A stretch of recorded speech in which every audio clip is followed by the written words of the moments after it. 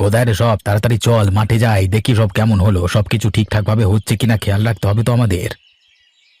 চলো দাদা, আমি এসে গেছি। ভাই কোথায়? ও কি আজকে যাবে না নাকি? এই তোরে আমি এসে গেছি। কখন বললাম আমি যাব না? আচ্ছা আচ্ছা, থাম থাম, চল এবার চল।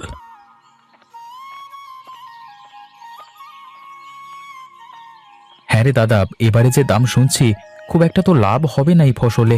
লাভ না হলে যে মাঠে মারা যাব সবাই। সেই কথা তো আমিও ভাবছি, এই ফসলে কি হবে? আজকাল জিনিসের দাম কেই বা কিনবে? দাদা, আমার একটা কথা ছিল, তুমি যদি বলো বলতে তাহলে বলতে পারি।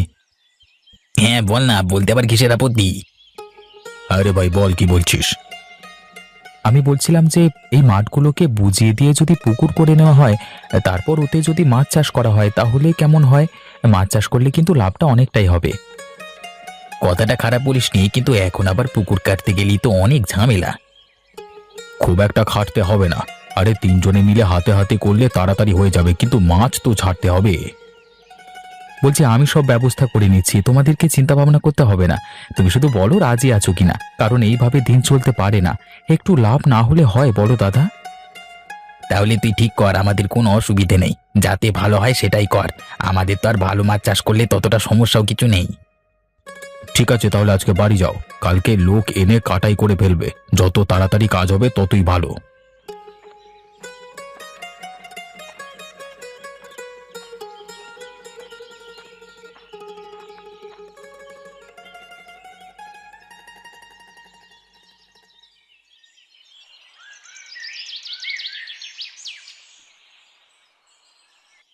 চলো, আজকে পুকুর কাটবার কাজটা তো করে ফেলতে হবে।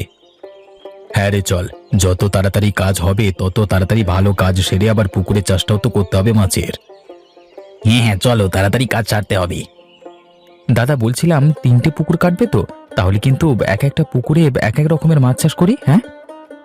তা করলেও হয়। ওই বড় মাটির পুকুরটাতে করব বড় মাছ, আর বাকিগুলোতে মাঝারি সাইজের আর ছোট মাছ। চলো, কথা বলতে বলতে মাঠে চলে এসেছি। কোদাল দুটো চলো নিয়ে আসি দেখি। আমি নিয়ে আসছি দাদা, তুমি দাঁড়াও, যাবো আর আসবো।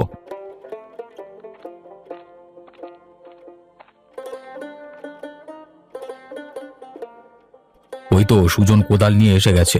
চল এবার আমরা কাজটা শুরু করি।